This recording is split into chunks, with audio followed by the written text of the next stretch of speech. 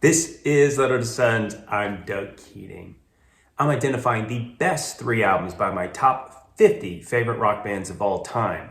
Today, number 23, The Church. Here are the 3 criteria for this list. First, greatest hits albums are allowed. Second, no live albums. I will note this band actually has a pretty cool live album recorded at the Sydney Opera House with a full orchestra backing them. And third, I'm including 1 honorable mention album for the top 25. I kind of wish I had 2 for this band because their catalog is so extensive.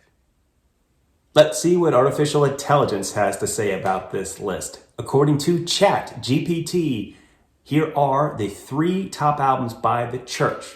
Pretty good list. Once again, I'd say 2 out of 3 are right. The third I would not pick, and for a specific reason. ChatGPT highlights the fact that this band has a lot of experimental or atmospheric kind of music on their later albums that I don't care for that much. I will admit my bias to their early part of their catalog, which I just think is better music. The third best album by The Church is called The Blurred Crusade. If you've never heard any music by this band, great starting point. I own this on vinyl, and it includes one of my favorite Church songs, Almost With You, that opens the album. The second best album by The Church is called Heyday. Released back in the 80s. I actually don't need to tell you that. Look at that long hair and bad shirts. I played this album a ton back in high school. It is a very guitar-driven album and includes a ton of excellent songs. Time for the honorable mention album. I'm selecting their debut album, which has 2 different names depending on where you bought it. In Australia and other parts of the world, it was called Of Skins and Heart. In North America, it was simply known as The Church.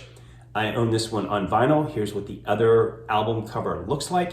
And this album includes arguably one of the best songs The Church ever wrote, called The Unguarded Moment.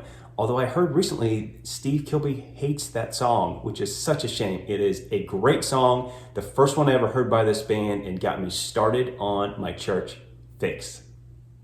The best album by The Church, hands down, is called Starfish. It includes the one song by this band you may have heard of, which is Under the Milky Way. Hugely popular to this day.